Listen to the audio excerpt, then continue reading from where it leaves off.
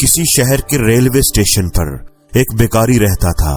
जब भी कोई ट्रेन स्टेशन पर आकर रुकती तो वो ट्रेन में चढ़ जाता और अंदर बैठी सवारियों से भीख मांगा करता। एक दिन वो स्टेशन पर बैठा हुआ था कि उसे पेंट कोट में मलबूस एक आदमी आता दिखाई दिया जो शक्ल से ही काफी अमीर लग रहा था। वो भिखारी उस आदमी की तरफ बढ़ा और उससे भीख मांगने लगा। पता नहीं उस आदमी के दिल में क्या आया। उसने फकीर से कहा कि तुम हमेशा मांगते ही रहते हो, क्या कभी किसी को कुछ देते भी हो? भिखारी बड़ा हैरान हुआ। उसने कहा कि साहब, मैं तो खुद भिखारी हूँ, मेरी इतनी औकात कहाँ कि मैं किसी को कुछ दे सकूं। अगर मेरे पास कुछ होता तो क्या मैं भिखारी होता? उस पेंट कोट वाले आदमी ने कहा कि अगर तुम किसी को कुछ दे नहीं सकते तो फिर तुम्हें मांगने का भी कोई हक नहीं है। मैं तो एक बिजनेसमैन हूँ और लेन देन पर ही यकीन रखता हूँ। अगर तुम्हारे पास देने को कुछ है तो तभी मैं बदले में तुम्हें कुछ दे सकता हूँ। इतना कहने के बाद वो पेंट कोट वाला आदमी ट्रेन में बैठकर चला गया। उधर भिखारी उसकी कही गई बात के बारे में सोचने लगा। उस आदमी की कही गई बात उस भिखारी के दिल में उतर गई। वो सोचने लगा कि मुझे शायद भीख में पैसा इसलिए नहीं मिलता क्योंकि मैं बदले में किसी को कुछ दे नहीं पाता। फिर उसने सोचा कि मैं तो भिखारी हूँ, किसी को कुछ देने लायक भी नहीं हूँ, तो फिर मैं क्या करूँ?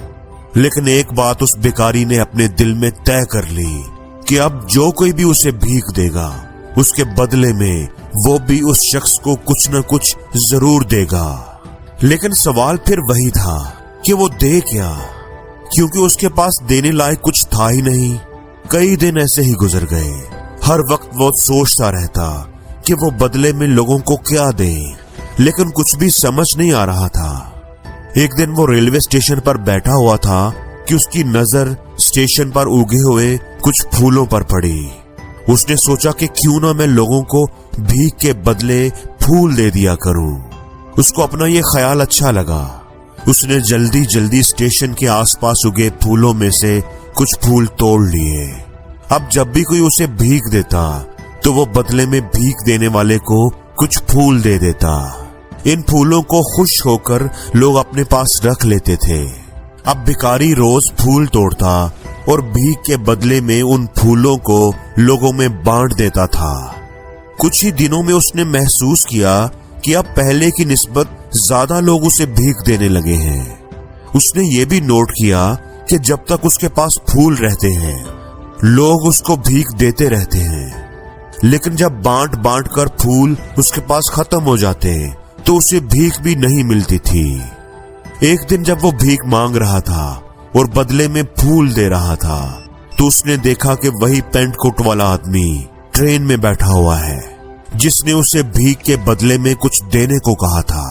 वो सीधा उस आदमी के पास गया और भीख मांगते हुए कहने लगा कि आज तो आपको मुझे भीख देनी ही पड़ेगी, क्योंकि आज मेरे पास भी बदले में आपको देने के लिए कुछ है। आप मुझे भीख दीजिए तो बदले में मैं आपको फूल दूंगा। उस आदमी ने उसे भीख के रूप में कुछ रुपए दे दिए और बदले में भिखारी ने उसे फूल दे दिए। उस पेंट कोट वाले आदमी को यह बात बहुत पसंद आई। उसने कहा कि वाह, क्या बात है, आज तुम भी मेरी तरह व्यापारी बन गए हो, बिजनेसमैन बन गए हो। इतना कहकर फूल लेकर वो आदमी अपने स्टेशन पर उतर गया। लेकिन उस आदमी की कही गई बात एक बार फिर भिखारी के दिल में उतर गई। वो बार बार उस आदमी की कही गई बात के बारे सोचने लगा और बहुत खुश होने लगा। उसकी आंखें अब चमकने लगी। उसे लगने लगा कि अब उसके हाथ कामयाबी की वो चाबी आ गई है जिसकी मदद से वो अपनी जिंदगी को बदल सकता है। वो ट्रेन से नीचे उतरा और ऊपर आसमान की तरफ देखते हुए खुशी से चिल्लाया, मैं भिखारी नहीं हूँ, मैं तो एक व्यापारी हूँ, मैं भी अमीर बन सकता हूँ।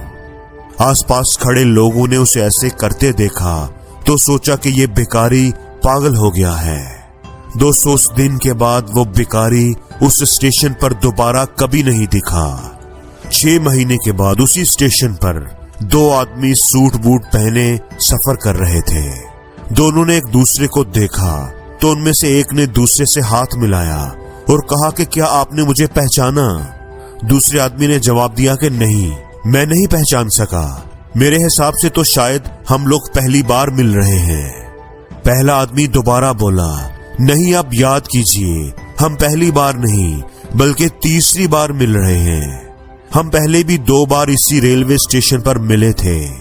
मैं वही भिखारी हूँ जिसे आपने पहली मुलाकात में बताया था कि जिंदगी में क्या करना चाहिए, और दूसरी मुलाकात में बताया कि मैं असल में कौन हूँ।